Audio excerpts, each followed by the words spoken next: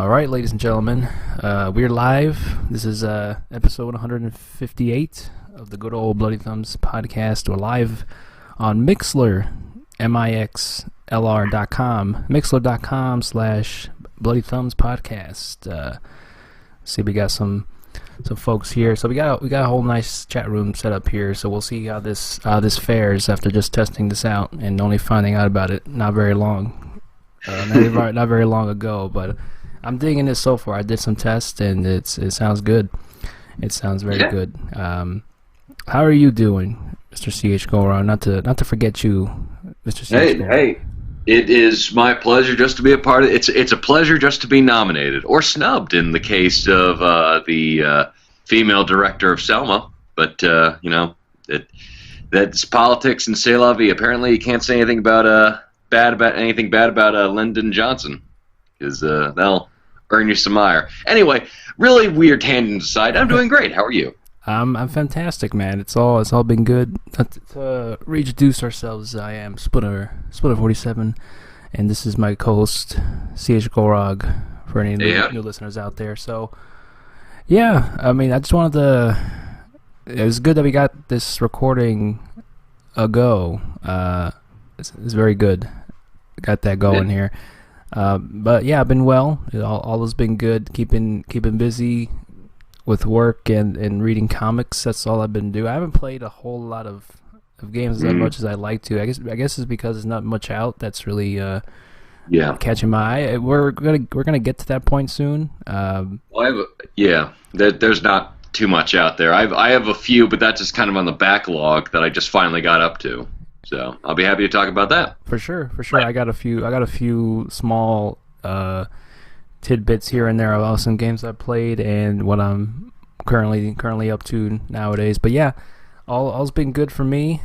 As some of you may or may not know, I indulged myself in the journey of another tattoo, a Bayonetta tattoo of all things, which came out pretty nice.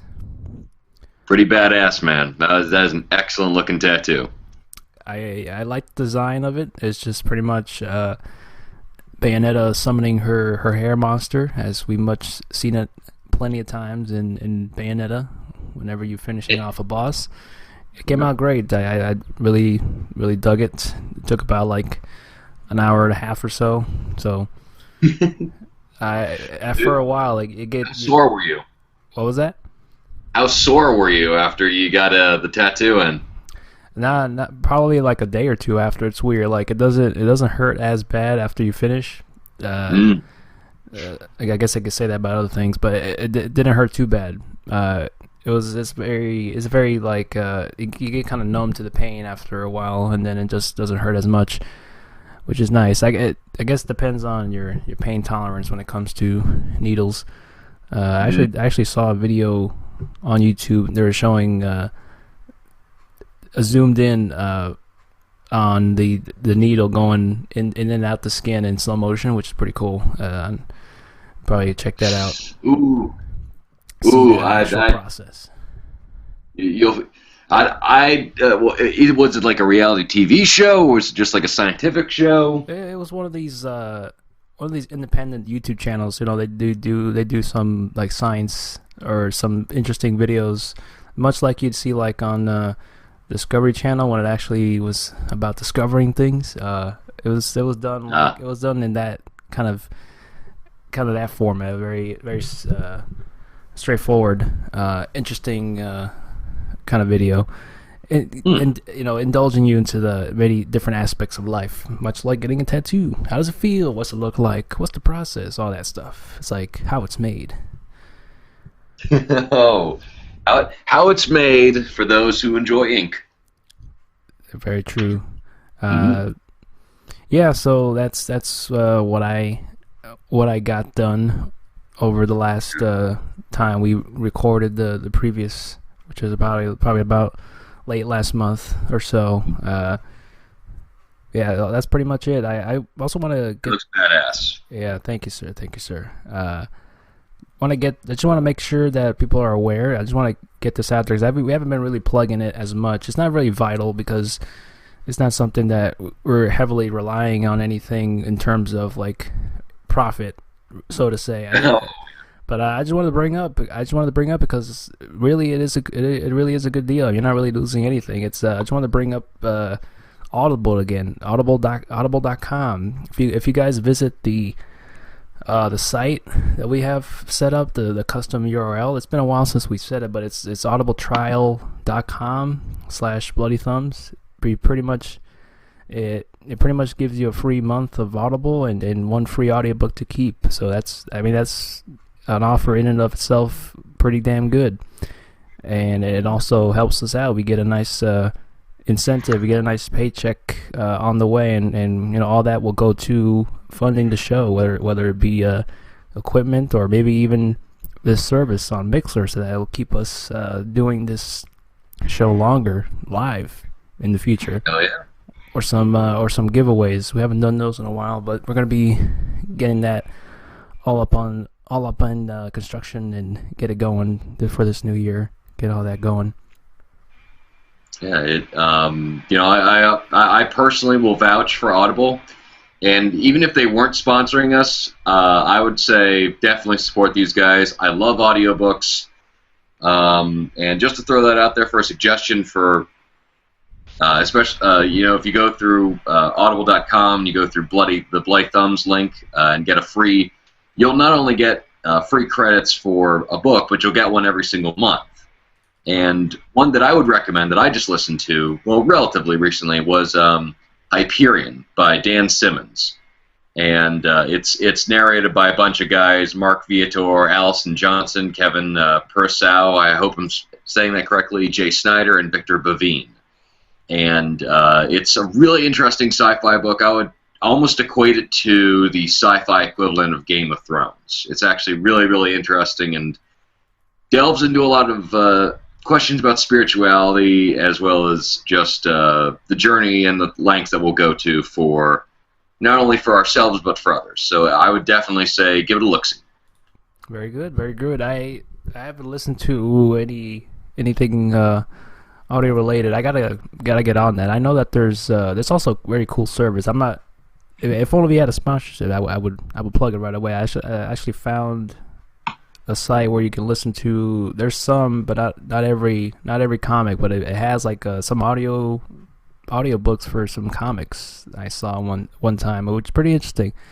It'd be cool to actually just like sift through the physical copy of the comic as it's being read along to you. It's done very well. It's like it's presented in this very theatrical kind of way, where it's has all the very nice audio editing and mixing, and so it's like it's all those special effects, all that good stuff, just to fully immerse you into the comic that you're reading, but you're also listening to.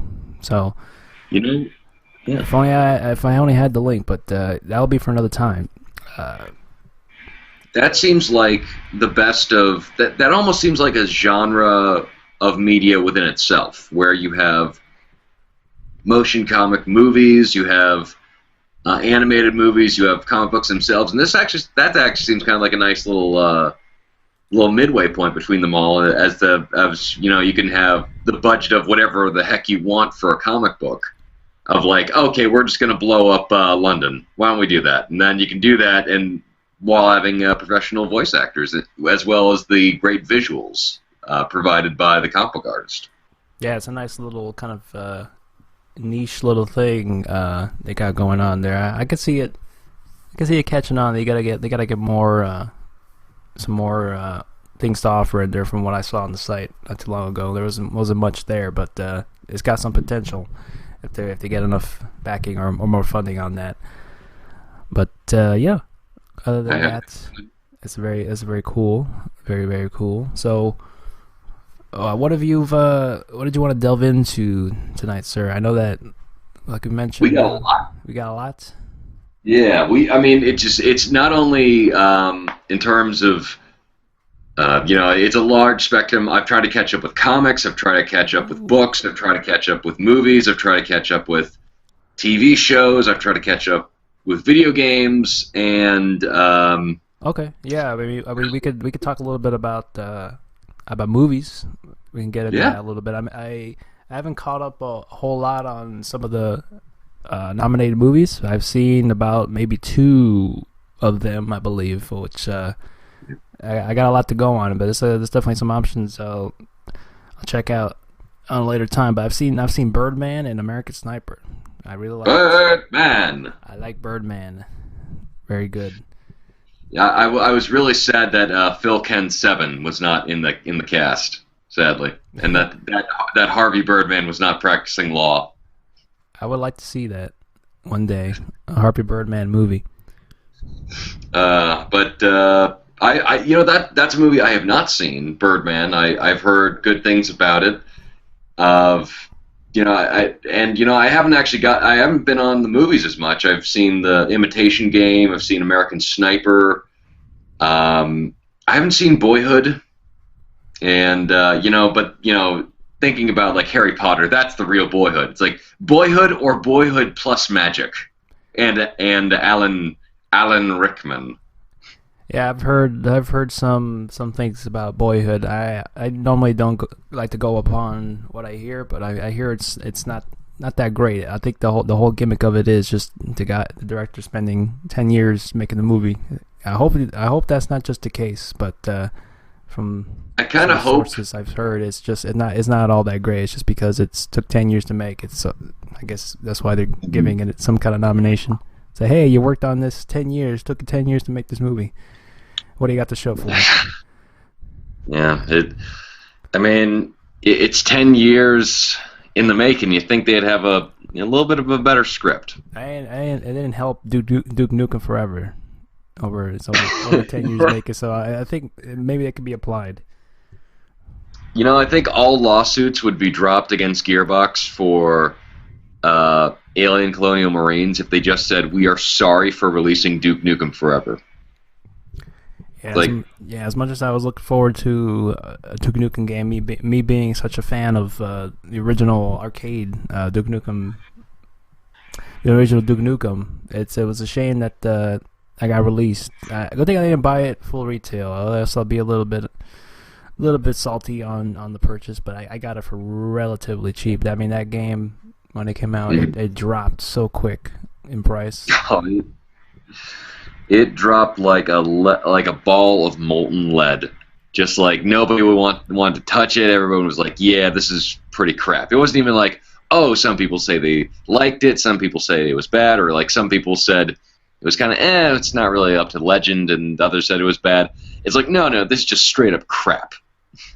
Yeah, it's just a culmination of a lot of things that was outdated. It's just kind of almost like copy and pasting what they had, all the code they had. It was just releasing it for the sake of some of the pre-orders that they had, which is built up for almost like over years. Someone pre-ordered that game. I think I saw someone post the receipt that they pre-ordered that game like 10 years ago, and probably when at the time it got announced. So it's crazy.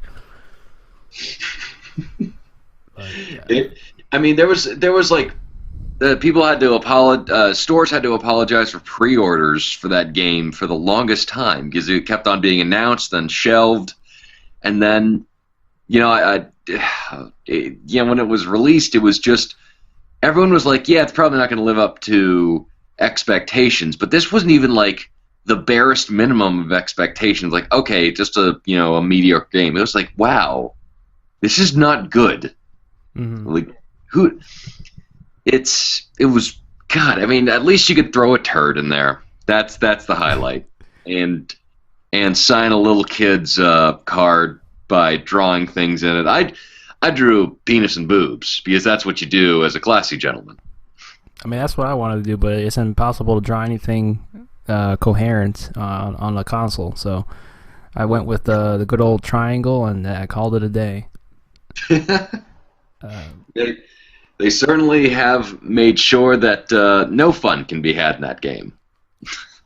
So, other than Birdman, Birdman is pretty much the one that I've seen that I like the most. I like the movie's pretty much it's shot like it's a one take. It's like a continuous shot. There's some sneaky edits here and there, but it's pretty much a character-driven movie. It's almost like a character study on what it's like to be a washed-up celebrity, and it kind of almost mimics, Michael Keaton's career in a way. Because of Batman. Yeah, of him, in the shadow of Batman. It's pretty much that what the whole movie is about. Him trying to get a play together, and you see the whole process of getting this play together, and him being on stage, on the kind of Broadway kind of stage rather than just a Hollywood movie that's going on. The career they used to have. So you see all that unfold, and you see him do that for the kind of wrong reasons, and kind of self justifying his existence and all that is really cool. Some of the themes that are in there, and it also kind of pokes fun at like these high budget action movies. Like, yeah, and there's like this scene in here was like, oh, explosions, yeah, that's what all people want to see. It's like the Birdman character he's talking to him in his head throughout the movie. You get some of that. It's like, come on, make another Birdman movie. Everyone wants to see that shit. All that little thoughts going on. The Black Swan moments where he's like looks into the mirror, and like his mirror image like just becomes a giant Birdman. It's got some of those moments. I mean, the opening scene of the movie is him in his underwear, like levitating off the ground. So we got that. If that doesn't hook doing you, the I don't know fucking what Manhattan. Yeah. Very nice. Yeah. Yet I mean, just I've heard nothing but good things about Birdman. Yes, check it out. I can provide you, some connections on that if you want to talk about it. You know what I'm saying. I know a guy. I'm the DL. I got you. Yeah, I'm the DL. But I heard Michael Keaton's performance is great. Emma Stone, Edward Norton is great. So I'm looking. That's one of the other ones I'm looking forward to seeing. I have, unfortunately, I have not seen a lot of the Oscar caliber movies. But then again, my idea of an Oscar caliber movie would be nominating Dave Bautista for Guardians of the Galaxy. He was surprisingly good in that. Mm-hmm. I didn't expect a lot from him. I haven't seen him. He's done a few, like, I guess, small films, but he's got. I mean, wrestling, you get some of that. You get some of that acting in motion. That helps a lot. Mm-hmm.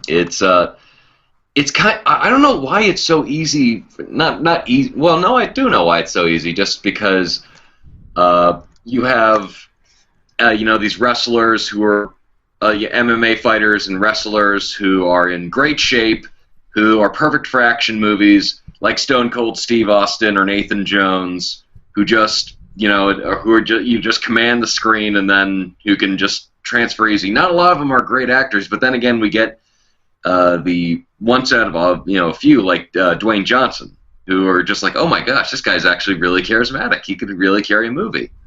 And Dave Bautista seems to have a little bit of that magic in him. That definitely earned him a spot in the next James Bond movie. I forgot about that. Steve Rome in the chat bringing up that knowledge. It's gonna be, really? I did not know that. Yeah, I think he's gonna be like a henchman. He's gonna have some role in the next James Bond movie, which is always something I look forward to. I like the current run they got going with James Bond and Daniel Craig. This James Bond has been pretty good. I had a little bump in the road, and it wasn't too bad with Quantum of Solace, but they had 2 good movies out of 3, so it's they're on a good streak so far. Casino Royale I think is really good James Bond movie. I thought Quantum of Solace was a mixed bag. Skyfall, I feel like, oh, this is really interesting, and then it kind of ran out of steam at the end. I really hope the next one just knocks it out of the park. Yeah, don't we all? I mean, we all look forward to good movies out there. That's all we want. Good movies. Yeah. The next GoldenEye. The Golden Gun. GoldenEye. You know what? Funny, talking about James Bond and characters who've been played by multiple iterations. Everyone has their favorite James Bond. Everyone has their favorite Doctor from Doctor Who. And now everyone seems to be going to get their favorite Spider-Man, because Spider-Man has been purchased back by Marvel Studios.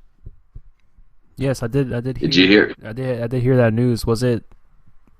It was the rights were given back to Marvel, or or is it something to the effect? I may be wrong. I've only read the headline, or are the Sony working with Marvel?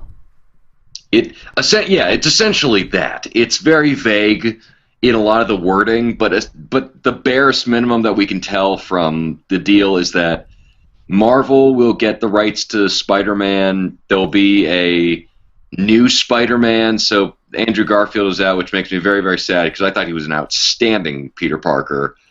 And you know, they're going to have Spider-Man in the Marvel Cinematic Universe, but you know, it's really weird because like Sony's still going to have some creative control and will earn the money from solo Spider-Man outings, but Marvel will earn all the money from Spider-Man in shared universe stuff. So like Spider-Man in Captain America: Civil War, which is what they're referencing that he might be in. Marvel would get that money, but you know, the Spider-Man solo film, that'll be all Sony. So it's a crazy mixed up world. It is weird, but I think this is for the best. I mean, this is something we all really didn't see coming. We would expected that Sony would continue to make so Spider-Man films. I can't say for sure because I haven't seen. Oh, I love those films. I haven't seen the Amazing Spider-Man movies. The last one I've seen, regrettably, was Spider-Man 3, and after that, I just it left a sour taste in my mouth, and I just had no interest at all. And just from the trailers alone, and from the things I've heard, I really didn't have any interest in seeing any of the Amazing Spider-Man movies.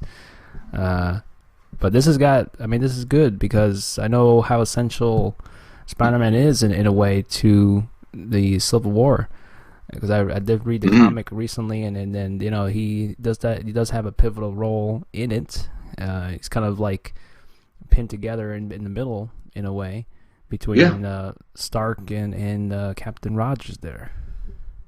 And I do wonder how they're going to tackle that, because in the Marvel Cinematic Universe, it's pretty much secret identities kind of don't exist. It's like, oh, it's Captain Steve Rogers. Everybody knows who he is. Everybody knows that Tony Stark is Iron Man. Everybody knows who everybody is, especially after the Winter Soldier. And maybe they'll go like, okay, we can't force everybody into joining S.H.I.E.L.D. and to promote the peace, and maybe Spider-Man will be that part, but it kind of has to be different, like how the Winter Soldier was kind of a different story in the comics versus the film. I think they might just kind of take pages and hints from the comic book and make it their own thing. Yeah, I mean, you could take the premise for sure about the comic and incorporate it into the movie. Like there's definitely a lot of other, definitely a whole lot of other characters they haven't even introduced that are, you know, make appearances in Civil War, like Black Panther and Punisher, and a whole slew of other heroes that haven't even had their own movies yet. So they're gonna stick with what they have and right around some of those that are not there, but not hugely essential. But I think if they keep the same theme and premise, I can see it be a pretty big movie. Chadwick Boseman is about to kill whoever becomes Spider-Man. It's like, you son of a bitch, you ruined my Black Panther movie by a couple of years. God damn it. Or whoever they get for Miss Marvel and Doctor Strange, and even Paul Rudd's like, damn it, you stole my thunder. Come on.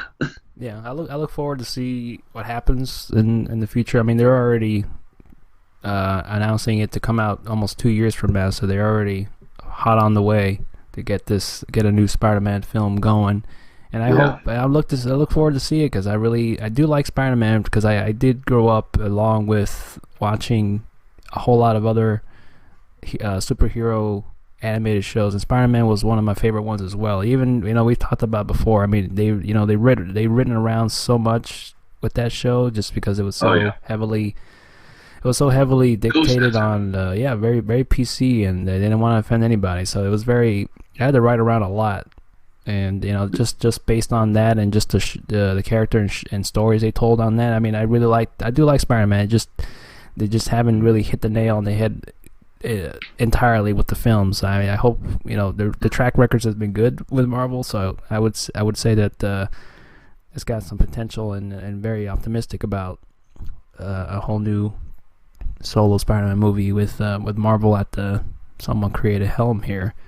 Mm-hmm. I mean, this could open up interesting opportunity to maybe diverse the character. Maybe it doesn't have to be Peter Parker. Maybe they can take Miles Morales. Miles Morales. They got these alternate universes that are just so confusing and out there. They can definitely do that.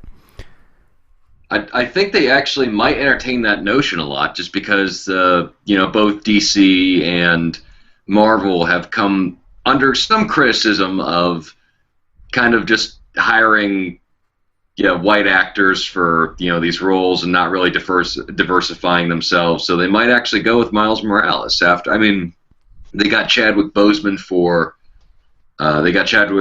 Black Panther. They're doing this Marvel movie, and this would actually be a really good move. I mean, I think Donald Glover is still ready and raring for the role. Yeah, well, I'm definitely excited at the at this whole thing. It's pretty cool. Pretty cool. Yeah, love Spidey. So, how about we, let's move on to something that I know we both have an interest in, and which is comic books. You recommended to me Saga, which I got the first volume, and damn, it is a very, very good read. Yeah. I mean, it's funny because I pretty much purchased everything up to date with Saga. I have all the trade paperbacks that collect all the issues. I think the new issue came out not too long ago, like a week or so ago. So I haven't, and to be honest, I mean, I've heard a lot of good things about it. I have yet to read them, to be honest, because I've been wanting to just like power read through them one day, and hopefully by then, when I do collect all the trades, so I'll just read the entire story in one go. So I've been doing that with some of the few trades here and there, but. So you're liking that first volume of Saga there? It's all good. Oh yeah, it's a really good read.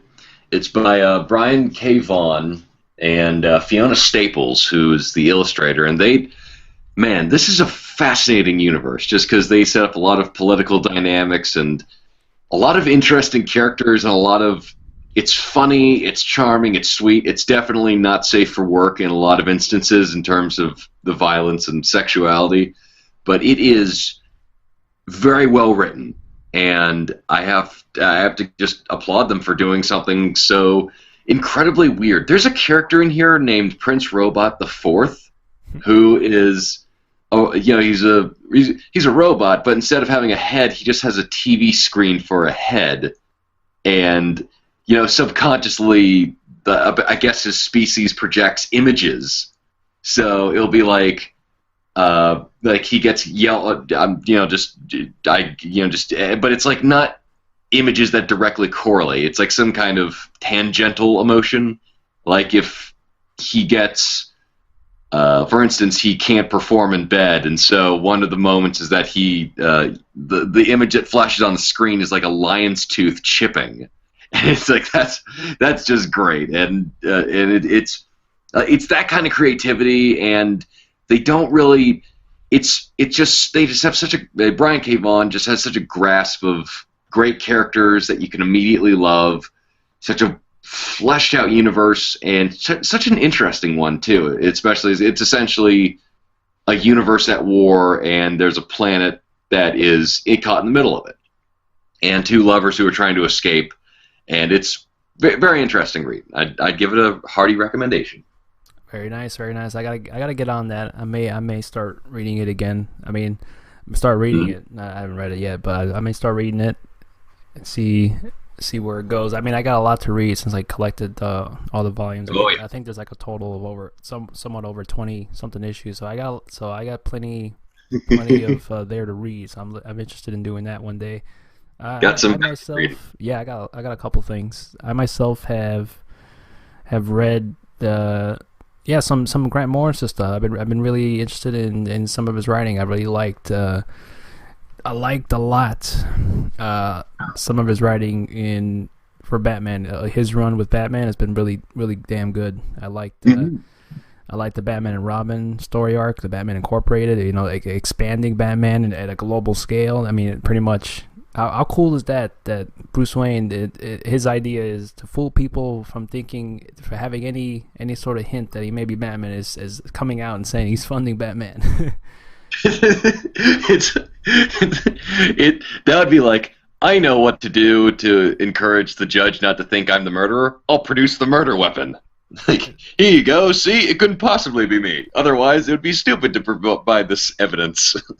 Yeah, and you know, during that arc, you know, introducing Damian Wayne, like at that hearing that a while back without reading it, I wasn't too huge on the idea of Batman having a son, but it turned out really well. Especially there was this whole arc. I mean, when it comes to reading these Grant Morrison Batman runs, you gotta start from like the beginning. There's a reference, it continues on from a previous story that happened before, so you gotta get the full.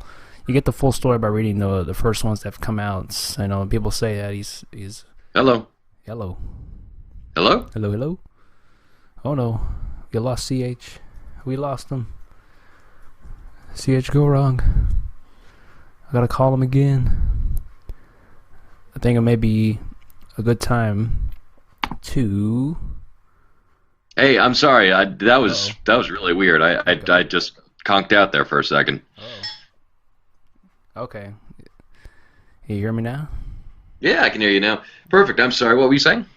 No, I was just saying that some people would say that Grant Morrison stuff is a bit hard to read. Like it sometimes doesn't make sense. It does at the beginning, but if you read his whole arc before and then after you read it again, it does make sense. There's some things in there that are a little far-fetched, that it requires, you know, previous knowledge on something else prior to reading that storyline. But pretty much what I'm trying to get at here is I finished reading one of my omnibuses that I bought. I've been in the mood of buying these huge collected comics they call omnibuses. So I read through the whole Grant Morrison arc of New X-Men, which has been really good. I really enjoyed reading that. It's pretty much the story of the X-Men being outed, and they're not really in costumes anymore, and they kind of reference how it was kind of silly that they were in costumes fighting crime and all that stuff.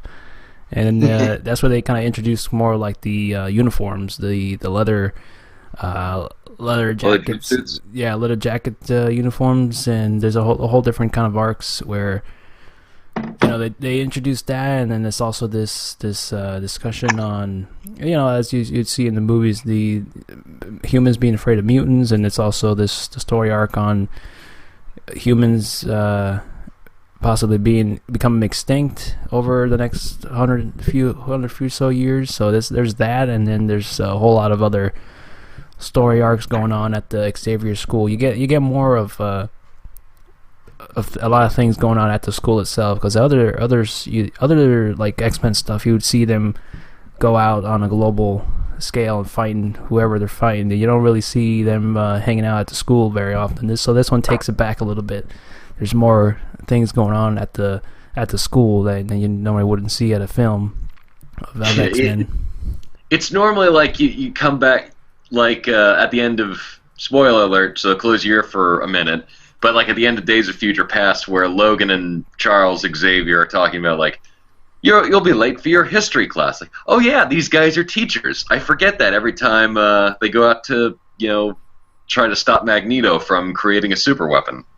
Yeah, but yeah, I really dug that whole arc that he did. So I've read up upon that, and then I'm also starting up again Grant Morrison's run on Doom Patrol. Doom Patrol is kind of like the very obscure title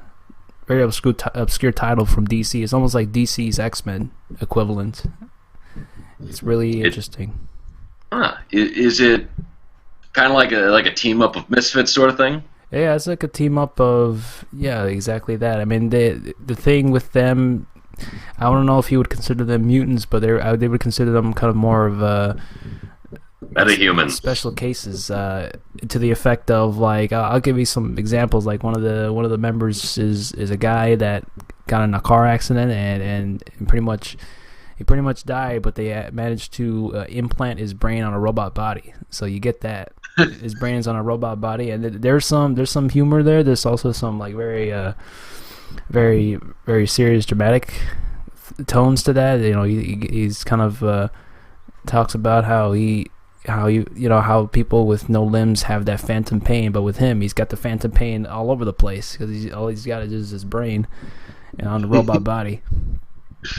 And, well, I'm pretty sure he's angry at Hideo Kojima for the Metal Gear Solid sequel.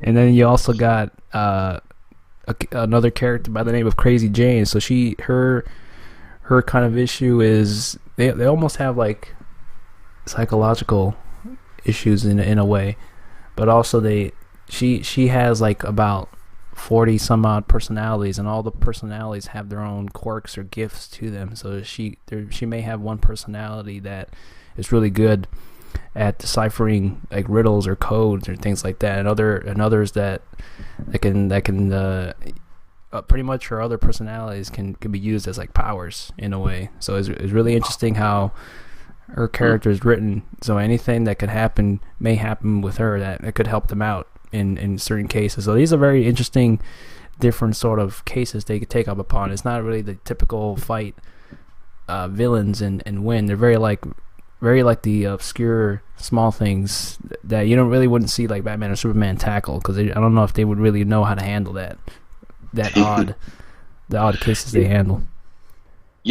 That's what I like about kind of the smaller characters, or the characters who don't get a lot of attention, because those writers can get away with doing weird stuff or like stories that you wouldn't see, Batman or Superman handling, which I'm always very grateful for, just because it's like, oh, it's interesting to see the entirety of the universe of what's going on.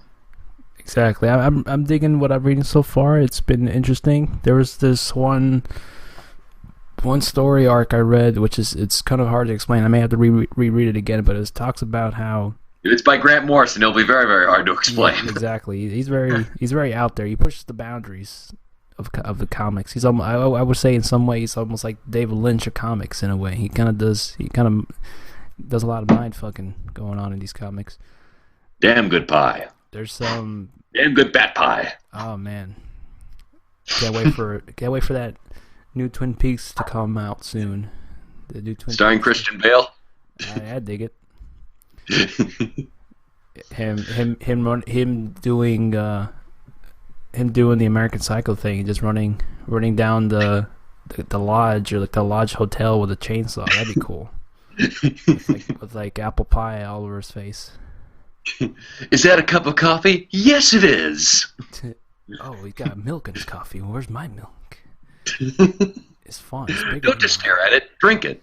It's fun. It's Times New Roman number 6 on his business card.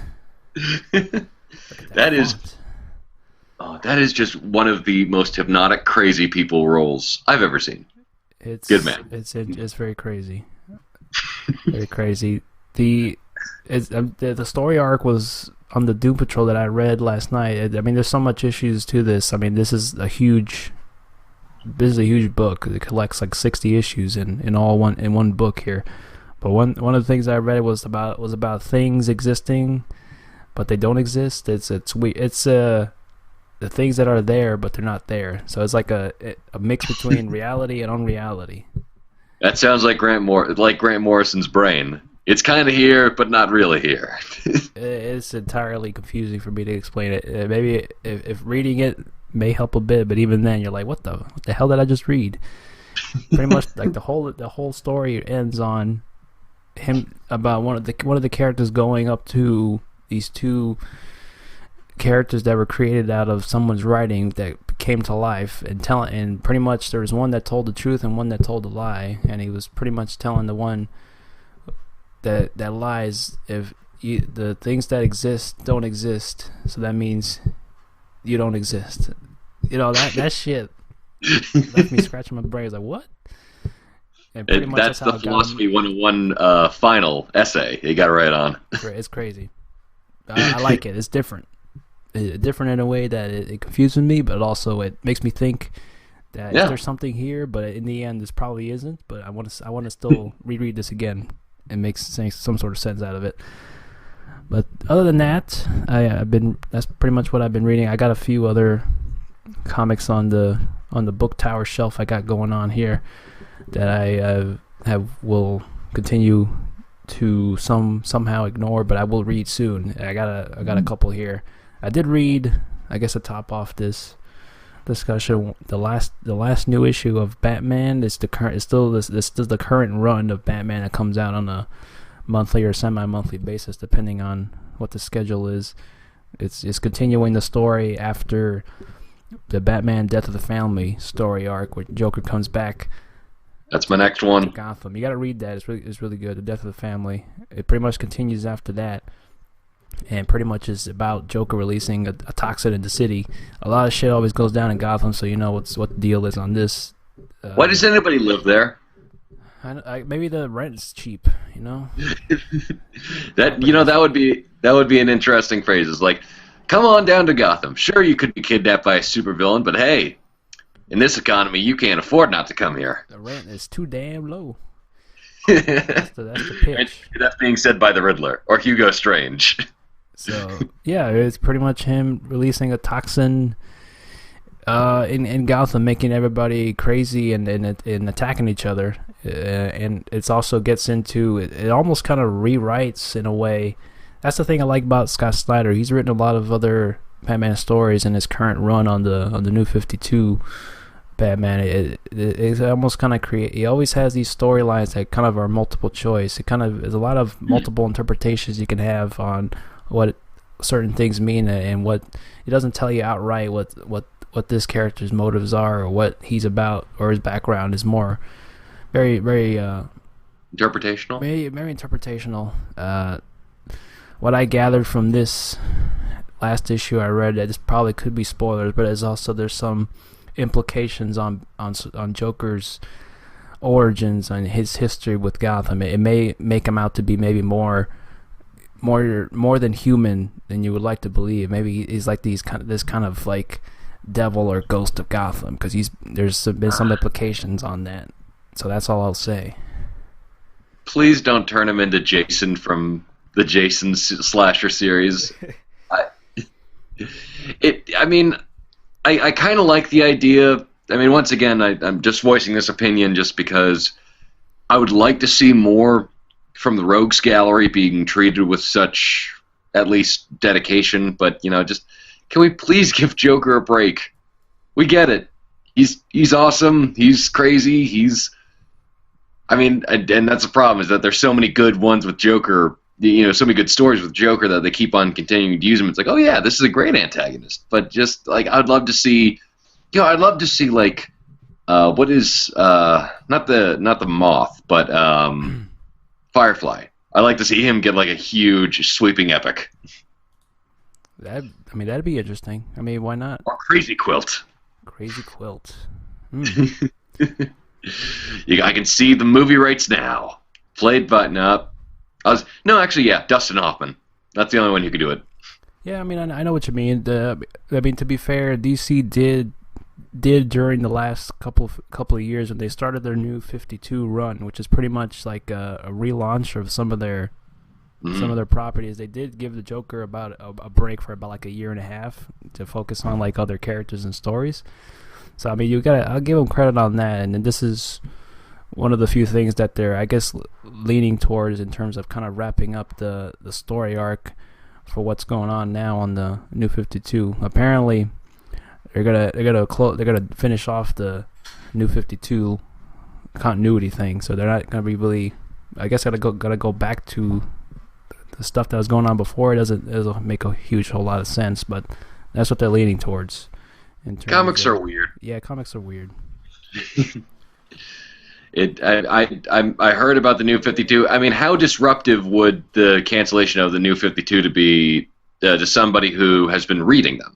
I can't say it would be too too bad. I mean, it always comes down to how the character is written when it comes to someone being introduced to like a new storyline. I mean, primarily they do a pretty good job at hinting towards some origin stuff, and without really getting too heavy on the origins. But I mean, what I remember when I got into reading the New 52 stuff, it was pretty easy to pick up because it pretty much doesn't rely too heavily on anything that may have happened prior to that launch. Like it doesn't rely on anything that may have happened on the previous run of maybe something Grant Morrison wrote. So it's pretty much your knowledge on what you know of the character and just pretty much building up upon that and hinting towards maybe something new that they want to introduce to the story. So it's not too bad. Pretty much what I'm gonna get to the nitty gritty on.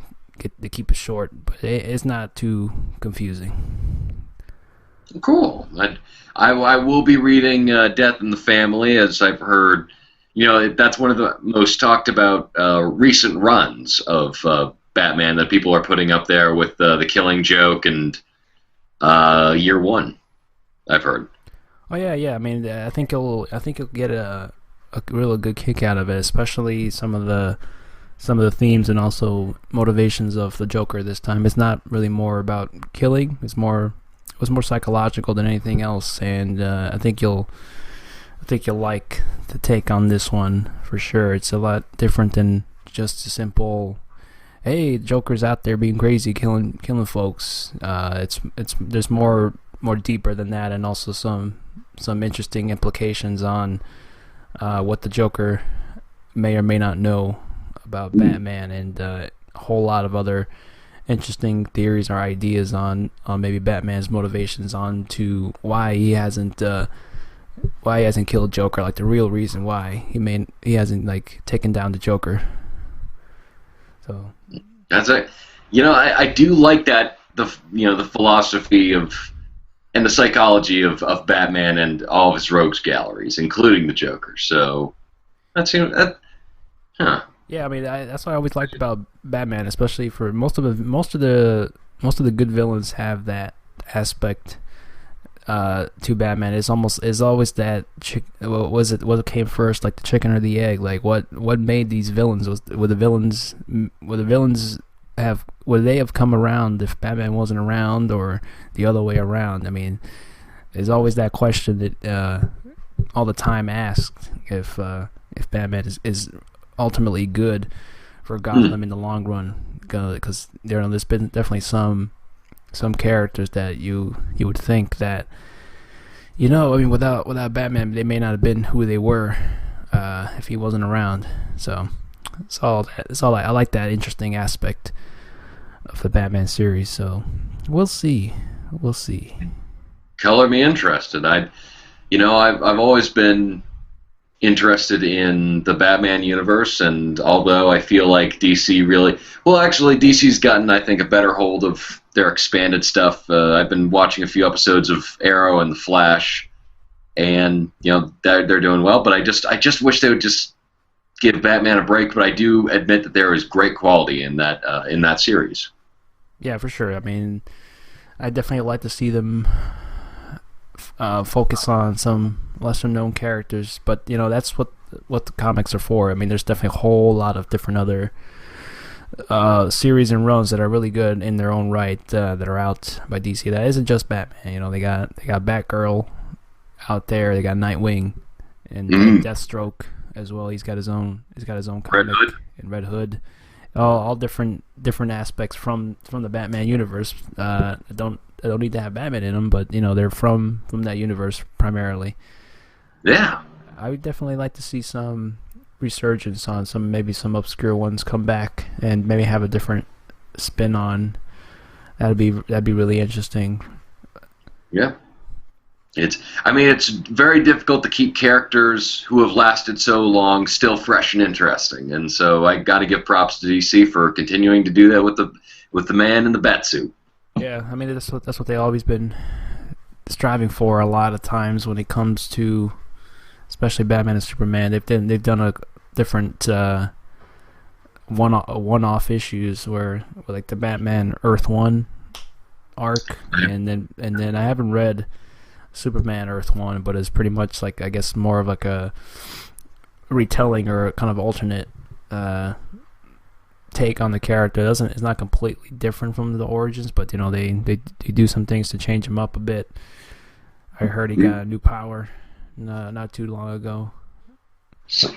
Really? What? That is he not already kind of overpowered? I know, that's what I was saying. It's like an additional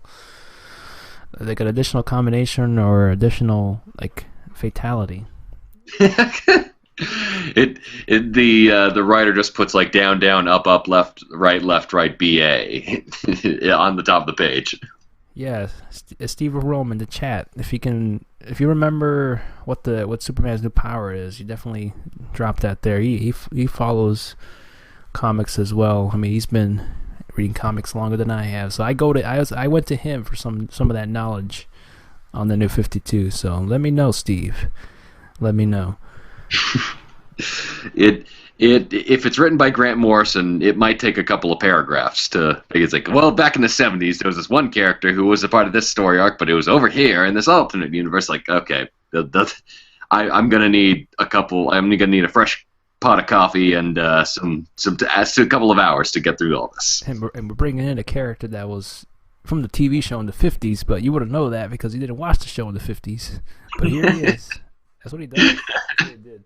Some days just can't get rid of a bomb. So Steve says he had super flare.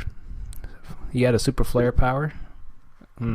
Super flare. Does that like mean that he can stop for like roadside assistance?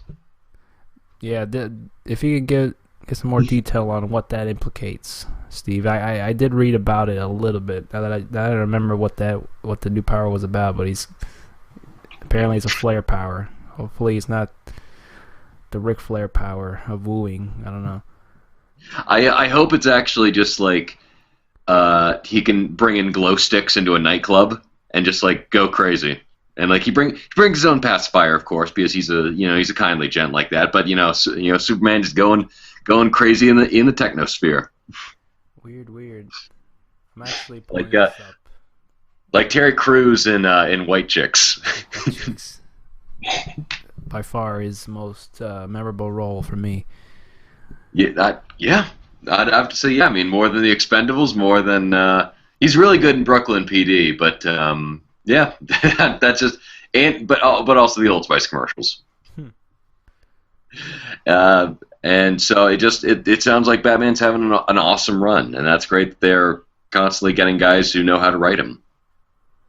Apparently, Superman's super flare power, I guess, somehow unleashes a massive solar flare and knocks somebody unconscious.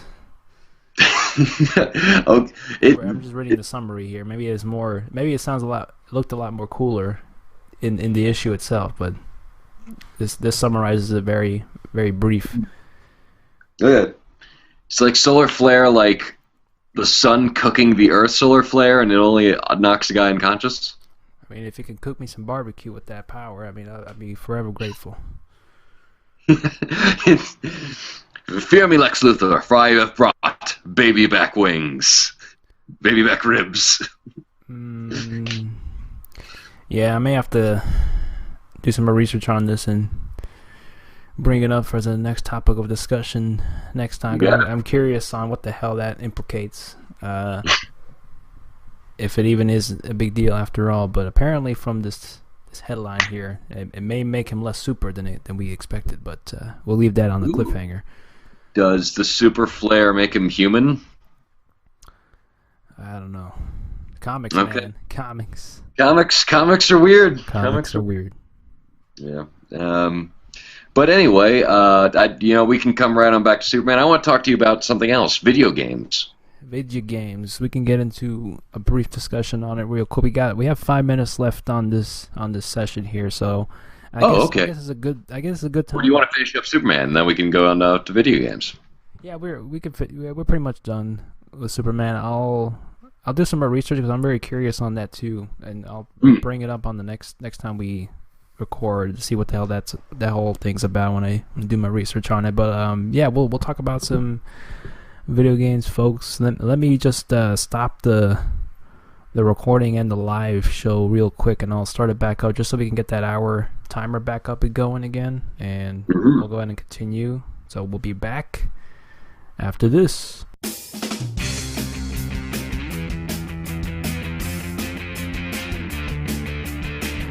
Hello there, listeners. It is I, C.H. Gorog, from the Bloody Thumbs podcast. One of my favorite books of all time is Douglas Adams' The Hitchhiker's Guide to the Galaxy. Now, while I love reading the book, sometimes I don't have the opportunity to do so.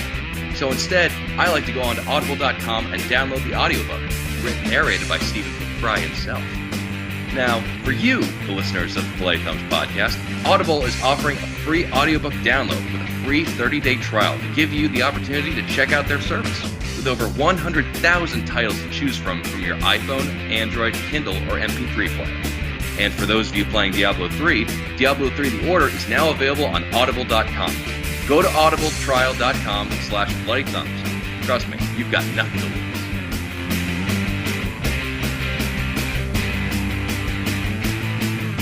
All right, we're back again after that quick break. I think the timer thing may be beneficial because whenever we do these recordings, we always go on like in a long span, and we never take any breaks. So breaks are good. Folks, remember that breaks are not bad. Get a nice little intermission there, especially on podcasts. They go on long. It's good to have a break now, here and again. Mm-hmm. So on to the topic of video games, sir. What have you been playing? I have been playing two entries that one is actually they're both on the backlog that I've just finished.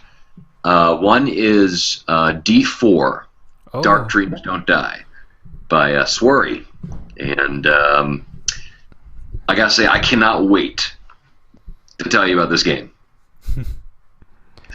I'm sorry. No, go ahead. I was just thinking about almost kind of like we have this discussion before. It's almost like the same when you introduced me to Deadly Premonition. You know, I gotta tell you about this. I got to tell you about this story. Listen, kiddies. Once was a man. It's a detective.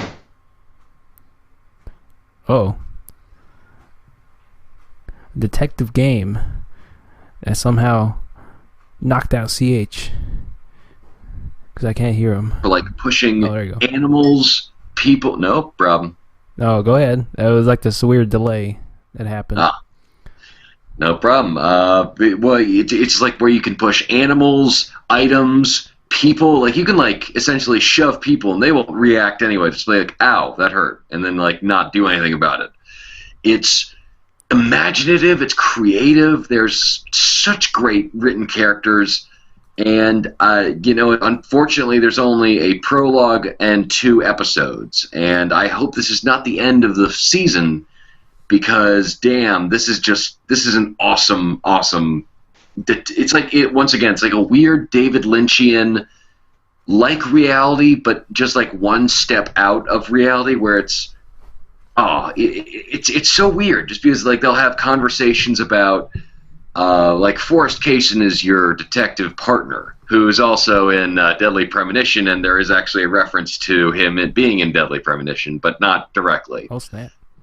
Yeah, he talks about how he loves clam chowder, and one of the conversations that he has with you is that, by the way, I'm having problems with my girlfriend.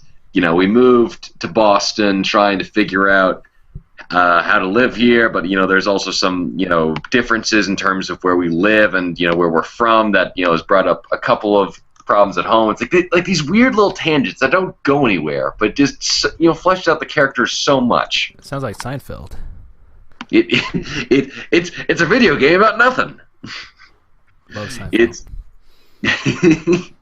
And you play as Officer David Young, who may or may not have killed his wife. It's kind of ambiguous. The last thing your wife tells you is look for D. Like, not even like her, like, she doesn't even say, like, look for dead and then, like, dies. It's like, look for D. like specifically like the letter D, and then that's it. She dies. And so you're just trying to take these mementos and then go back in time to try to solve the murder mystery of like when she died, and you're following a drug, and that's called real blood, and it's being sold, and there's this guy who's got a fake glass eye who's being taken away by a U.S. Secret Serviceman. It's like, it's so weird, but it's just so amazing. I recently finished the second episode. Essentially it's a very, very interesting play on time travel and just like the oddities of Swery's mind. And it certainly would be a shame. The second episode does end on a cliffhanger, which I am sorry to report, but it's such a fascinating cliffhanger that I just really, really hope they continue into a third episode in another season. I hope this gets like 26 seasons. I hope this becomes like the Simpsons of video games. And that's really cool. They almost kind of set it up as, like pretty much like a TV show. You know, I mean, we've had these Telltale games not really have it presented as a TV show, but come out almost like somewhat. We kind of been accustomed to them coming out on a monthly or semi-monthly basis, but they almost kind of set this up as like a actual season of a show. So we'll be back if we get renewed next season, and hopefully the game does well. I've heard it is done well, and I really would like to see definitely another season. I mean, I personally, even it sold me right away just knowing that Swery was working on another game. I mean, the only problem is I just don't have an Xbox One, and it's an exclusive to Xbox One, and with all the things that happened with Microsoft and Xbox, I just couldn't see myself getting an Xbox after all that nonsense. Which is fine. I mean, it's not essential, but I definitely would like to. I would like to play it one day, for sure. I maybe watch a playthrough. Maybe I'll be better off that way. And Steve Rome in the chat's asking, did you get this game for free? Is that for the Xbox Live? Right. I did. Okay. Yeah. I downloaded it as essentially, Xbox One doesn't have a whole lot of free games at the moment, so that was like their only choice of like, okay, what are we going to offer? I know, let's D4. And it is, whoo boy, I knew it was going to be weird. I did not know it was going to be that weird. And just to be fair, the director and the writer is not Swery, it's Hidetaka Suhiro. And Swery is a part of the production, and I could see a lot of his stylistic flair. It's kind of like how Tim Burton didn't direct Nightmare Before Christmas, but you could definitely tell there's some influence in there. But it's just an outstanding game. It's so weird because you have like it's like if Telltale is the first half of the new type of point-and-click adventure games. D4 is the other kind of variety, where it's like a lot of clicking, but it's a lot of interesting clicking, and there's like these QuickTime sequences which are really fun because you have to get the timing down. Like you have one where you're trying to fight Amanda, the crazy cat lady, and I don't even mean like crazy cat lady like old woman who has a lot of cats. I mean like it's a hot young woman who thinks she's a cat, and so she licks herself. She like randomly leaves, and like there's one of the first things you do is have a quick time battle with her for no reason. It's like she tries to scratch your face, and you just have like a fisticuffs with her. It is beyond bizarre, and I love it. And awesome. but it's not. It's really weird and it's really interesting, but it also kind of has a main-centered heart of David Young, who loves his now dead wife, little Peggy, who had died in his arms, and it's just like that is the emotional core that everything keeps coming on back to, which I think that gives it a good thematic spine, so that it doesn't just veer off into the craziness. Yeah, I'm very interesting. I mean, I'm already sold in and of itself. I mean, I gotta pawn off some things maybe to get an Xbox One just to check out that game. Yeah, I heard nothing but good things about it. Hopefully, it gets another season to continue on the story that what you said ended on a cliffhanger. So hopefully that gets a follow up or some kind of resolution to that, and hopefully we'll see more of it for sure. I look forward to just hearing you talk about it in the coming future if it comes out for another season. I mean, this is what I would love to see more of, because a lot of notable games of release on not just the this current gen of PS4 and Xbox One, but of the 360 and the PS3. A lot of them are very safe. They're very afraid to do the really weird stuff, and this is why I'm so glad that everybody who is currently working on this game, Access Games, is just working their butt off to make something so delightfully odd. And it's like whether or not you like it or not, you can't deny that it is something that you've never seen before. Very cool, very cool. I mean, speaking of something that we haven't, as the opposite here, we haven't seen or we have seen. I mean, it can go either way. Mm-hmm. I'm just saying. I'm just speaking my mind and not making sense. But I played the new episode of Game of Thrones. I'm not sure if you're caught up on that or have been playing any of the Telltale Game of Thrones games. I have been playing Game of Thrones, but it was I downloaded it on the 360, which means there's a lot of graphical and audio weirdness transitioning between scenes. But I played the second episode. It was pretty darn good. Yeah, I would agree. I would say it was a little bit better than the first one. There were some more things going on, and then it continued. Pretty much where the first one left off. There's some implications on some things going on with some of the family. You follow some additional characters. I mean, it's pretty much following the format and formula as you see in a Game of Thrones show or the books. As you're controlling and following multiple characters. Yeah, about 3 or 4 characters an episode, and your actions on one character may affect another character's storyline, and it kind of goes through that aspect. So as it's very story heavy, so I'm not sure if we'll get into much detail, but it's pretty much continuing on from the first episode. I give it a thumbs up. Second episode's pretty good, and looking forward to that third one. Other than that, I haven't really been playing anything else, really. Nothing new. I mean, I revisited The Walking Dead season 2 and Wolf Among Us, the first episode. I introduced that to my girlfriend, and I've been watching her play that. And it was really interesting to see how that Walking Dead season 2 ended. I just like that. I like the direction they're taking with having multiple endings, and also really interesting to seeing how they handle the multiple endings in the coming season of Walking Dead next season. Now that I look back on it, there were some really good moments in it. I wouldn't say it's the strongest as the first one. I mean, the first season is really hard to live up to, but I mean, it did good for what the story they told, and also just based on the success of the first season. So it's a worthy successor to that first one.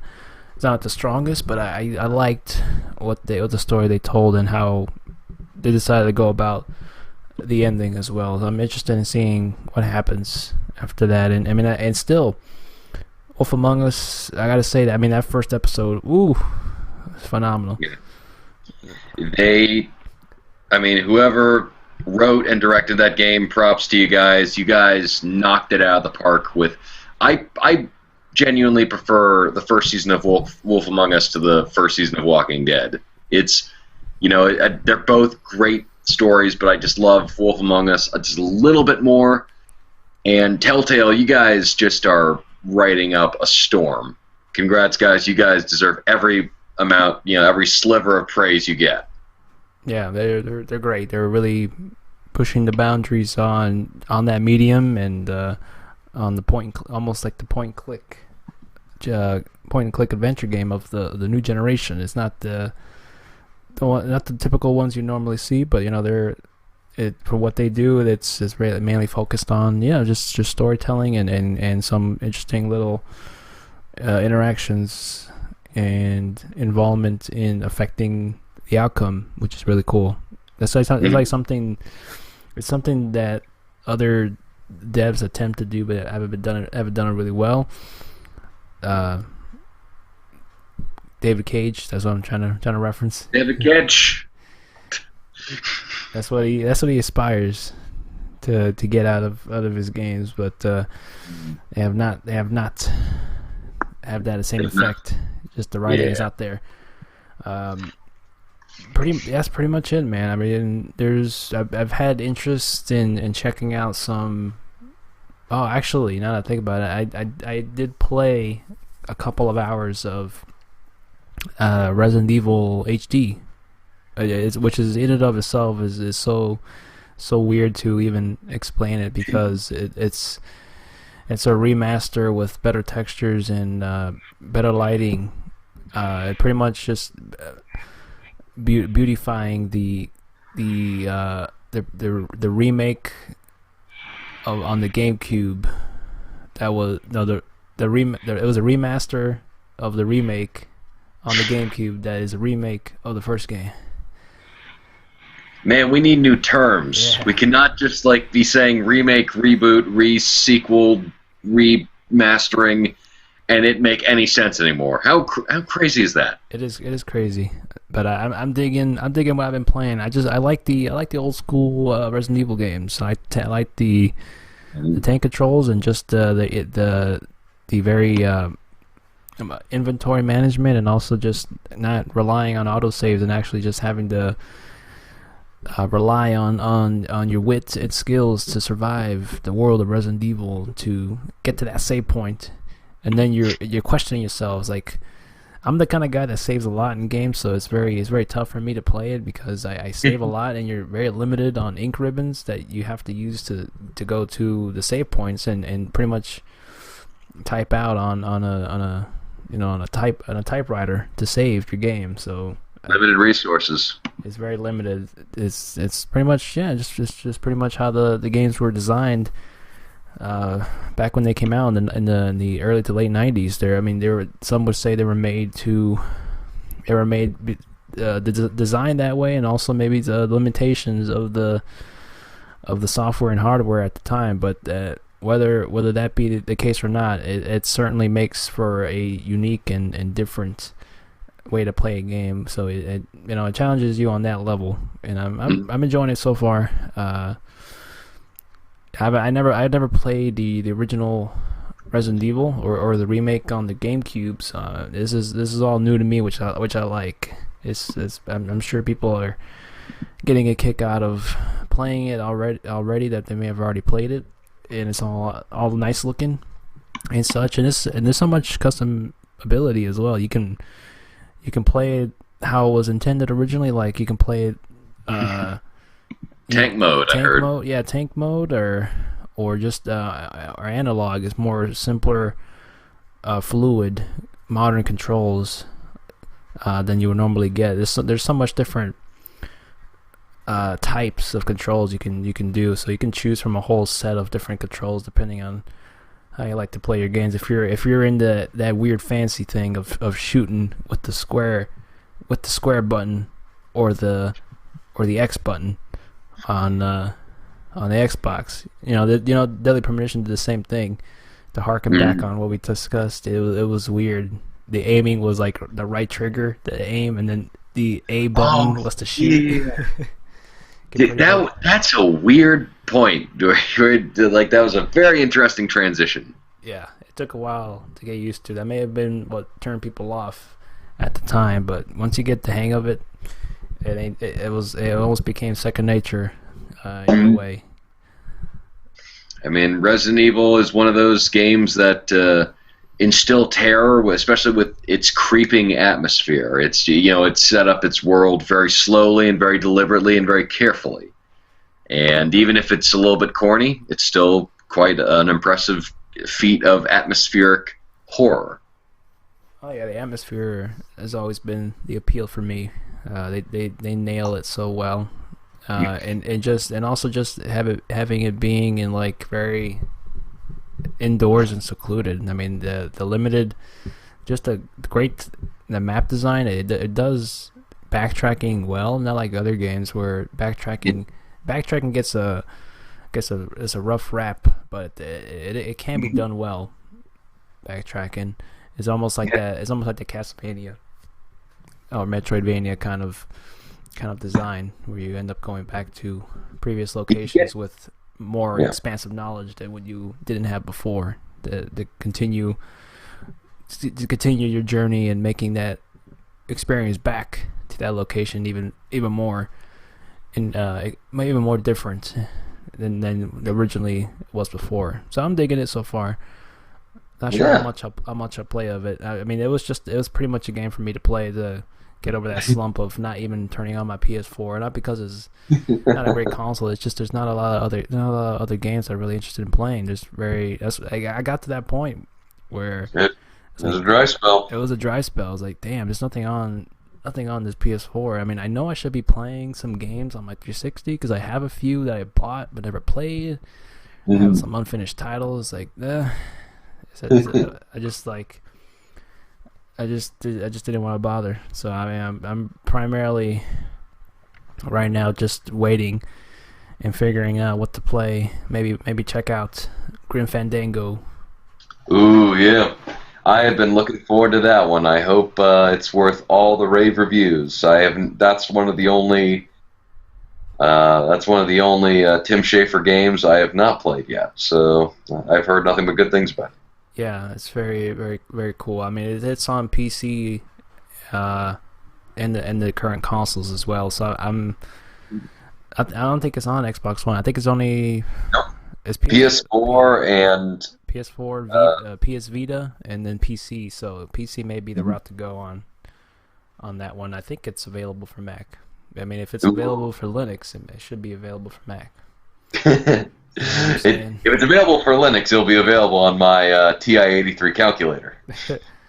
Yeah, I look forward to checking that out. Possibly, it's only $20, so I may get it soon if I. That's the thing, because I wanna purchase certain games, but I know to my heart of hearts that if I buy it, I probably won't play it to completion. So I gotta nail down my priorities on what I'm gonna play and actually finish. So that's one thing on my list that I'll get to, but I'm just primarily waiting for Bloodborne to come out. Ooh, yeah. Which is PS4 exclusive. It's pretty much spiritual successor to Dark Souls. Exactly. You took the words out of my mouth. CH. It's pretty much a spiritual successor of Dark Souls. It made from the same developers that made Dark Souls. It's kind of set in this kind of Victorian Gothic looking setting, so it's pretty cool, and it's got guns, and I think they think they have shields in there as well. So there's a lot, not entirely too far from Dark Souls. It's gonna have that same mentality for sure. It's gonna be hard as hell and unforgiving, but if you persevere and you got the skills to be patient and learn character animations and such and know your way around, I think you'll be good. That's what I always liked about those games. They're very, very challenging, but not impossible to beat. So there's that, and then The Witcher 3, which is I love the Witcher universe. Yeah, I love everything about The Witcher 2. So much that I purchased the books, and there's some comics out there of The Witcher. I mean, I'm enriching myself. Yeah, there's some comics. There's from Dark Horse, I think. They're wise to pick up those licenses. Yeah, they got the license for that. It's just enriching myself with that lore, just prepping myself for The Witcher 3, which is looking to be quite the promising game that all we RPGers are always looking forward to. This giant map and just overarching storylines. I'm looking forward to that and seeing what happens. Tywin Lannister. Tywin Lannister, yes. He's in the trailer. You, I yeah, The Witcher 3 does look awesome, and I like the fact that kind of a little bit like Dragon Age Inquisition, where they're expanding the world out to the point where it's like, wow, this is looks like an open world like Skyrim, but they actually have a really thought out, well planned thought process about where everything is and how everything is going to kind of connect together.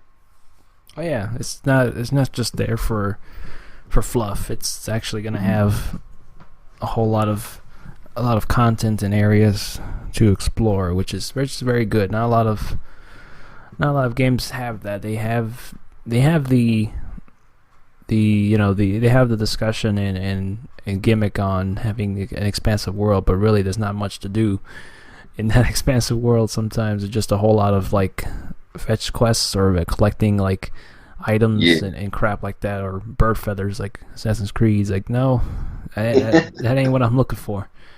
It's like, oh, if I get all these bird feathers, will I get a flying machine? Nope, your mother just gives you a hug. So okay, That's nice, but that's your I, reward, a motherly hug. like I can get that from my real mom. Come on. That ain't no reward.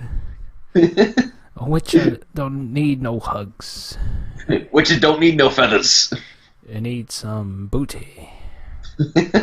Plowing good booty. Yeah, so I mean, it's not too far off. In a few months.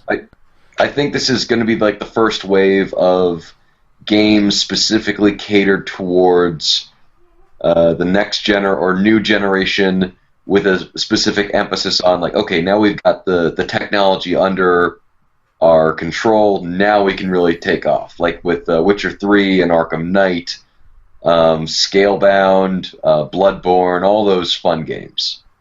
I'm excited for MK. I was catching up on some of the MKX. some of like the obscure characters, and also reminiscing on Mortal Kombat 4. That was like the first one I played on the PlayStation. That's like my first PlayStation game. I remember the death screen was pretty cool, like the continuous screen. You know, it was your character falling endlessly, leading up to his death on like a bunch of pins. If you don't hit The continue, spikes. Ooh, those are great. it's really cool. I you know, I was thinking to myself, I kind of wish there were more characters from the Mortal Kombat universe that they haven't got to yet, and then I realized, no, I don't, because a lot of those characters are absolute crap. Most of them are. I mean, they're just there for fluff, and also just just to say that hey, we got a new characters and maybe a somewhat bigger roster, but some of these characters were ass. I would like to meet that one person in the billions of human beings who likes to play as Cobra from Mortal Kombat Deadly Premonition. No, sorry, Deadly Alliance. Yeah, I mean, there's Was it so was much. Deadly Alliance? It might have Uh, been Deception. I'm not sure. I mean, I haven't played all the other Mortal There's Kombat just releases. so many crap characters. There were some cool ones that haven't made an appearance. They were from Mortal Kombat 4. I liked Fujin. It was like this Oh this yeah. wind character, and then so on Rico. He almost kind of looked like Nightwing. In Mortal Kombat 4, and Shinnok was pretty cool looking. Well, they teased Shinnok at the end of MK9, and Yeah, yeah, I mean, he may be in it. I was like, hmm? He may be in it, so who knows? And then You know, I they gotta go ahead and they gotta go ahead and bring back Goro again. God damn it! ugh, it. I mean, they're fortunately Johnny Cage seems to have survived into the next round, or at least to some form of extent, which is new for the series. And as long as they have Scorpion and Sub-Zero, I'm a happy man. Yeah, Steve says Goro is DLC, so No, we can skip out. forget That's probably about that. that's just probably the even if it is DLC, that DLC usually always comes with the game when you buy it new. So it's not really DLC. It's just like an added bonus for buying the game. Mhm. So Johnny Cage is not coming back, from what Steve Cassie says. Cassie Cage. She's got her mother's special ops talents and her father's ability to punch people in the groin. I mean, two of the most important skills in any MK game, if you ask me. That's how we got Osama bin Laden. Just ask any of the Delta Force members. That's just incredible crotch hitting ability. Yeah, I mean that's another one out there in the horizon. Mm. I mean, I primarily would like to see a new Splinter Cell game. I'll say it. Oh Day yeah. in and day out, a new current gen Splinter Cell game would be phantasmagoric. Mm-hmm. And a new Agent 47 game, new Hitman. Oh man, speaking of Hitman, I don't know if you've kept up on this. I mean, I know I have, to some extent. There was a trailer released for the new Hitman movie. I heard about it. I have not seen it. You should check it out. I mean, Yeah. don't go out in a hurry to see it, but I'll tell you my opinions on it. I did not like it. Mm. That's pretty much Oh. it. Yeah, I mean, it pretty much is what it is, man. I mean, I've given up on video game movies to be any somewhat decent for a Mhm. long time right now. So it is what it is. I mean, the guy that they have playing 47, I'm not too familiar with him. I think he was on Homeland. That's all I know him from. But I just don't see him as the character, and I think they could have been better off just maybe just saying he was somebody else, maybe another clone besides 47. He just doesn't look like 47. It looks like I think like they just shaved his head, and you can see like They should have gotten Danny Trejo as Agent 47. hey, He's like, I'd watch it. no, I am Agent 47. I'd watch it, but yeah. Yeah, not too promising. I mean, I should, for say some folks say what you will. I didn't mind Timothy Oliphant's 47. I didn't mind that original first movie. It wasn't exactly what I pictured for that movie. I mean, the only problem with that That's movie, fun. yeah, the only problem with that movie was the plot was a little bit weird, and a little disjointed. But other than that, I mean, it was somewhat faithful. It was entertaining for what it was. Mhm. I primarily would like to see more of a kind of a moral approach to 47. I could see them taking the storyline from Hitman 2, where he goes into seclusion, and you can also have that element of him questioning his existence or morality, because he's pretty much just a guy raised from a test tube to be pretty much engineered to kill, and he's been really trained to not have much emotion or attachment, so that in and of itself could yield some interesting storylines for a movie to have that aspect, and also him being like a necessary evil, because most of all the people you kill in the games are morally more, I guess, objectively or maybe subjectively are morally more evil than 47. 47 is just a hired killer, but he's killed some other people that are just, they've done a whole hell of a lot worse than he has. They're just maybe people, yeah, you would say, yeah, I would have missed that guy if 47 killed him. He's a kind of a son of a bitch. I think a lot that would require a studio to purchase the rights to a movie, which would be a lot of money, and put their faith in a writer and director who would be more inclined to do a more philosophical or emotional story rather than an action movie to get back their money, which is, the really inherent problem with a lot of video game adaptations, where it costs so much money to get the product that they want the greatest number of butts and seats. Yeah. And so that's why I'm afraid of the Assassin's Creed movie, even though it has Michael Fassbender attached to it. That's why I'm afraid for the Splinter Cell movie, even though it has Tom Hardy attached to it. It's very worrying about just kind of because there hasn't been, unlike superhero movies, for instance, there hasn't been like a steady uptrend of quality. It's kind of been like, oh, okay, it's stagnant, stagnant, stagnant, stagnant. I mean, I would still venture that the best video game movie is still Mortal Kombat. Yeah, I mean, I would say, I mean, as cheesy as it is, or in how it came out in the '90s, and that was kind of the time where they would put anything on screen in the '90s. But It has begun. but honestly, yeah, I mean, it was probably the most faithful adaptation of those. I mean, it pretty much kind of got you into the mood of how the games play out. I mean, they structure it in a way where, yeah, I mean, I could see this happening.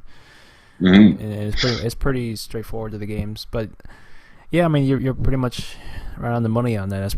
Some of these video game movies that they've been putting out are very very heavily action focused, and to think that the action is what gets them in the seats. But yeah, I mean I really would like to see a philosophical approach to a Hitman movie. There's been quite a few instances of that in the games, and I would love to see that in a movie. I mean, there's definitely can be done. It could be even maybe Yes, it can. it could maybe even be Oscar worthy. I would say. I mean, Yeah. in my hands. I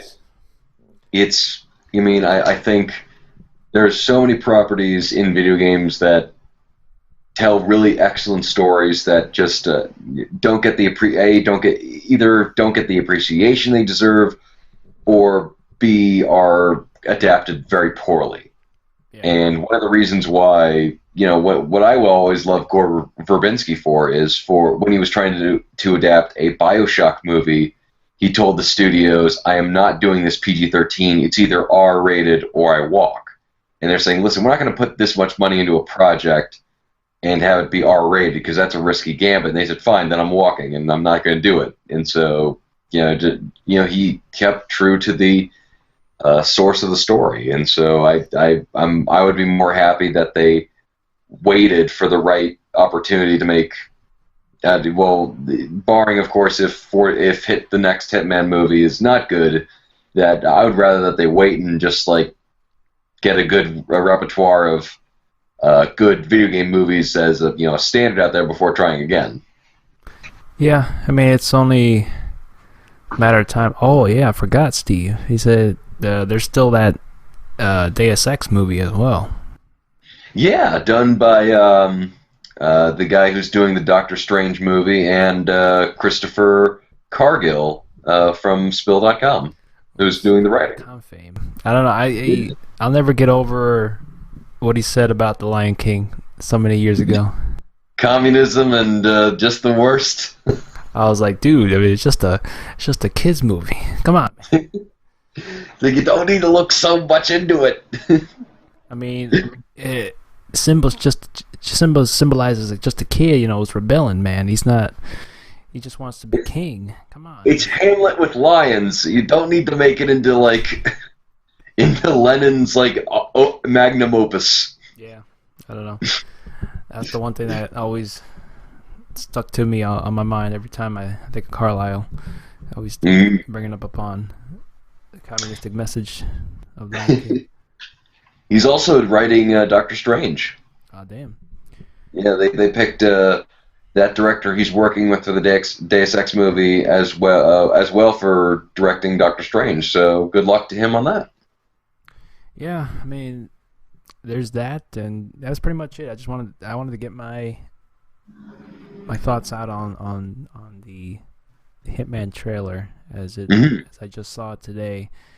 Yeah, I'm not too interested in seeing it. I'll probably catch it on DVD. It was very from that trailer. It was very action heavy. Like I said, I mean, there could definitely be so many different approaches that they could take with that character in and of itself to tell really interesting stories that make you think about morality and the necessary evils and all that jazz. You know what I love in Blood Bunny is that one scene of him. Spoiler alert! I don't know if you don't want to be spoiled about it, but he just kills that one was bellboy or delivery guy who's just like who just delivers him a message, but it's like it's so confidential. He has to kill him Yeah. in his bathroom to make sure that he doesn't tell anybody about it. It's like that's so cold. I haven't seen any other character in any other medium do something that just absolutely heartless. Yeah, that was a. I remember that scene too. I mean, he kind of 47 did kind of the same thing as well in the original games back on like the PC. I think it was either it might have been like Hitman Contracts, which is like it was a remake of like the original game that came out on the PC. Which like it's so outdated now that they remade it for like the PlayStation. So we remade it with the kind of the same areas and locales, but there was a there was an inspector that was after 47 that found out about him. I mean, there was like some kind of mole in the agency he worked for, and pretty much he pretty much kills him because he knows too much. And you know, the guy wasn't the inspector wasn't really a bad guy. He was just doing his job. So it's pretty much goes down to the bottom line of his code to eliminate anything that may implicate him or the company he works for. Pretty much. Yeah, and also like a modern day samurai. yeah, and even also Steve brought up here as well. Even at the end of the game too, you know, you kill the pastor and pretty much everybody at that church and the reporter. He was just that reporter's at the wrong place at the wrong time. Oof. And they don't just make it like extra characters. Like they actually flesh out these kind of innocent tertiary characters of just like, oh, this is very interesting in terms of what the kind of journalist wants, and just the and just like everybody who's surrounding him at the time of the funeral, the mock funeral, shall we say? Oh yeah. And I mean, he's not afraid to kill crippled men in wheelchairs. Let's just say that as well. Oh yeah. That was damn. I mean, that one was like. I mean, not to be biased, which is that's what it's going on as. I mean, but the ending of that game, that the kind of the fake ending where the credits roll, and if you can let it roll, and he'll be cremated. That's pretty much what they were wanting to do with him: cremate his ashes and keep his bone marrow in some capacity to create some new 47s, new killer clones, and sell them off. But yeah, I mean, there's that fake ending where if you click on the sticks, he'll rise back up, and then you start shooting up the place like, hey, I am alive. That was so cool. Like, surprise, motherfuckers! That was so cool, but it can also be hard too. Like I got lucky because I got lucky, and it ended up being a really cool conclusion to that, because that part you can really easily die because there's so many guys there, and you gotta just time your shots really well, have good aim at that. You have to like grab the priest and use him as body armor, and shoot at least like 5 guys and just run away and start shooting up. Like, don't worry, priest. I know God will protect me, and just like uses his body as armor.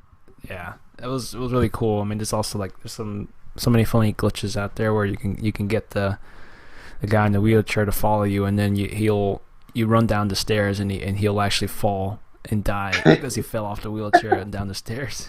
That's the funniest deaths I've ever seen. That's terrible. That's like the really funny dark humor that Iowa's got. Just that in and of itself was so damn memorable. I look forward to whatever they do next with the Hitman franchise, because even with Absolution, they really continued that really dark humor, dark writing, but just creative characters and situations. For sure. So, yeah, is there any other games that you've been playing or that you want to talk about? I have a question from the last time we recorded that I didn't get a chance to read from Twitter after we ended it, so we'll probably get to that one, and then also if anybody else in the chat room wanted to ask us any questions before we signed off, yeah, that'll be more than welcome. You got it. The only other one that I've been playing the other one that was on my backlog, which was Wolfenstein: The New Order, and this one caught my interest particularly just because Oh man. this was being done by a developer called Machine Games, who are essentially an assembled group of people who worked on Starbreeze for the Chronicles of Riddick Escape from Butcher Bay game, as well as the Darkness. So that really got me interested. And it's essentially I've been researching and trying to figure out if this is a sequel or if this is a reboot, and it's kind of feeling like a reboot of the Wolfenstein story arc, where you play as B.J. Blazkowicz, who is this just meat-headed army soldier who's trying to take down the Nazis during World War II, who have somehow advanced weaponry, and you're trying to figure that out. One thing goes to another, and you're put into essentially a coma for 60 until 1960, and you get put in that coma at around 1945. And in this alternate universe, the Nazis have won. And you're trying to find a resistance, you're trying to find your squad, and I have to say, this is surprisingly one of the most poignant war stories I've experienced in the last 10 years.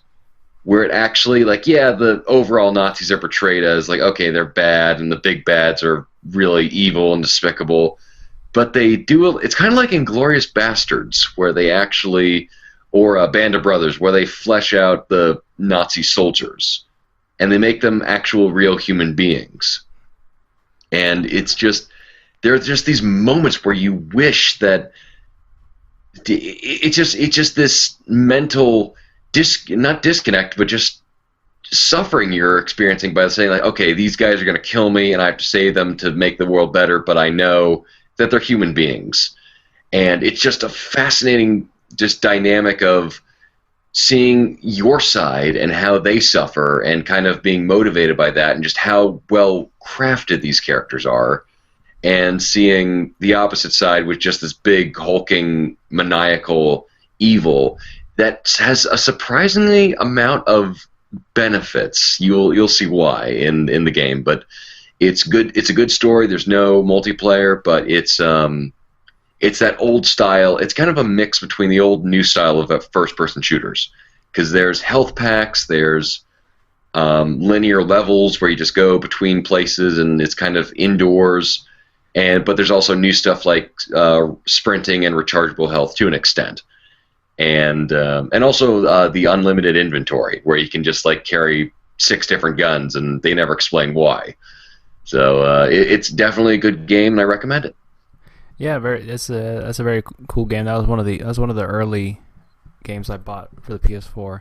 I haven't finished it because I got to a point where I kind of got stuck. It's very, yeah, like you mentioned, very old school first person shooter where you're very limited on health to some extent. You have to manually grab health items. You just can't really walk over them. Yeah, you gotta go old school and just pick them up, and while you're getting shot like by 20 Nazis. So it's very old school to that effect, and dual wielding guns and mixing up your dual wielding. It's insane. I like it. It was cool, and I didn't expect much from it. I thought it was just gonna be like this very like kind of nod to old school first person shooters that really didn't have much of an interesting story, but they actually did put in some effort to really flesh out, like you said, the aspects of war and also these characters. So they did a good job from what I've played. I actually may finish that now that we've talked about it, because it really was really cool what they did, and just interesting how some choices you make will have some effect as to what levels or locations you may go to. So I think they're you'll get 2 different missions, I guess, from what I've heard, depending on what you choose. That's some of the choices that you get. I don't think there's much choices, but there's like one in particular that'll affect your path in a way. Not the story, but just, I guess, the level path as to what you'll play. It almost reminds me of like The Witcher, one and Yeah. two, where you get like a different path and a different location you go to, but it'll still end up tying things to the same ending, but it's like how you get there, and in one aspect how it will be different than the other, which is pretty cool. Yeah, and it's all kind of about who in the world you choose to side with in certain cases. Exactly. So, other than that, anything else there, sir? Nope, that's all for me. Okay. So I yeah, just got a question here, and also one from the chat here. This will probably be quick, but I haven't I can particularly answer this. But Steve Rome was asking, what were your thoughts on the ending for Dragon Age Inquisition? I guess we're not getting into too much detail, but I guess what was your initial thoughts, upon completion of Dragon Age Inquisition? I kind of wish. I mean, they ended the main storyline pretty well, and I like the ending and the resounding success. And but they have a little bit of a cliffhanger and teaser. I don't know if it's for DLC or for the next game, but they definitely have a story thread that's not finished. And part of me wishes that there was more hinting towards that. But then again, if there was more hinting towards that, then it would have been a little bit more obvious. And this was a surprise. So I would probably say I was pleasantly surprised on this one. Very cool. What about you? I haven't played it. That's why. That's why Steve was asking, particularly you. What'd you think of it? I haven't played Inquisition yet. I probably will one day when it maybe goes down in price. I'm the kind of guy that would like to play the first one and kind of go from there. I know there's a lot of hours to invest myself in, so I mean I'll eventually get to it one day, because I really like BioWare, and I haven't played Dragon Age, but I've heard a lot of good things about it. So Oh man, you will love it. If you love Mass Effect, you'll love Dragon Age. Oh, I love it then. I have the first one. I just haven't gotten the will to go and play it just quite yet. But one day that'll be one of my backlogs to get back to. So yeah, one of the other questions I had from last week was from Mr. Conviction, and he was asking, should there be a spot in the Olympics for gamers? Should you be able to get a gold medal for gaming? Now, this has been one of the questions has been asked before in the past, primarily to kind of the legitimacy when it comes to gaming as maybe considered some kind of sport. I would say to some extent it should. I would say. I mean, not everybody could be good at every game. Just because it's a game doesn't mean that anybody could just go in willy-nilly and play it. It does involve, some skill, for sure. Some games more than others. Depending on the game, I would say, I would consider it being some kind of Olympic sport to some extent. Especially fighting games, because I have a terrible memory at remembering combos. So, I mean, that in and of itself could be considered an Olympic achievement for me.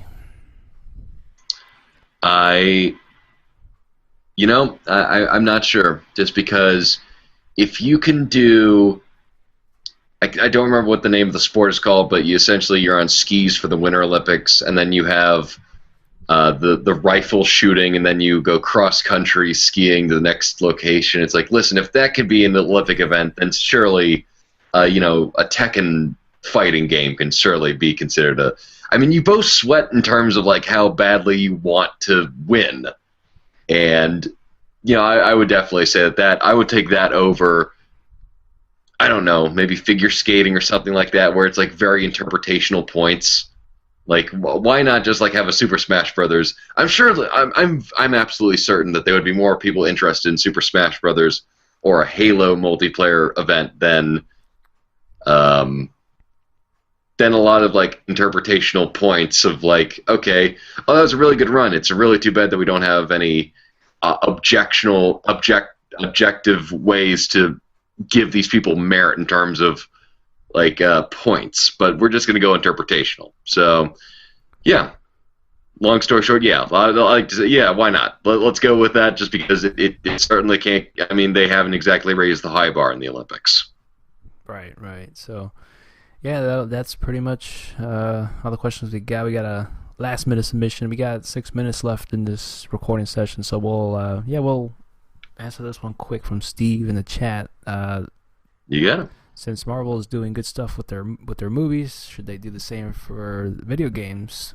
I mean, for sure. I mean, I definitely would be down for any good Marvel game, which has been, it's been a long time. I can't remember the last good Marvel licensed video game in a long time. But yeah, I mean, it also gonna come down to the developer making it and also the publisher. I can't say that Marvel has too much of a huge control on that. I mean, it's just I guess depending on who owns the license and what they want to do with it, it's ultimately up to like the publisher, how that's gonna go down, and also like the studios, for the movies, which Marvel is doing that. So pretty much to keep it short, I would say yes. I'd like to see that be implemented in the movies as well. Rocksteady Spider-Man. That's a good suggestion, Steve. Yeah, it's a very confusing thing that they got going on with the Spider-Man video games. I don't think Beenox has been the best developer in terms of quality, so let's give it to somebody else. Maybe the guys who did Prototype, but I'm thinking, I would like to see, kind of like with the Arkham series for Batman, I'd like to see them embrace the weird stuff that they can't put in the films just because it's a little too out there, like Killer Croc. Like, you're not going to see Killer Croc on screen. You're not going to, I would love to see them focus on, like, Mysterio or, Kraven's Last Hunt. Like, not be afraid to get weird with their video game stories. And I would love to see them to put as much time and effort into that as their movies, but there's only so much you can ask for. The last really, really great Marvel game that I loved was, besides, Marvel vs. Capcom was fun. I don't own it, but the third one was very, very fun. But I'd say Marvel Ultimate Alliance. That was a really fun game.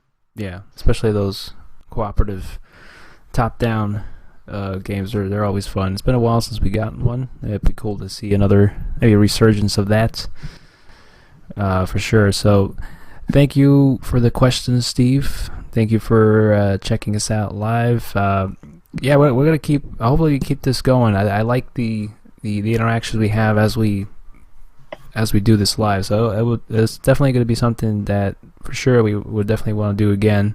I think the way that this has been going so far in terms of like the hour limits we get, we just taking a break between that, I think it's pretty good. So yeah, I love this one too.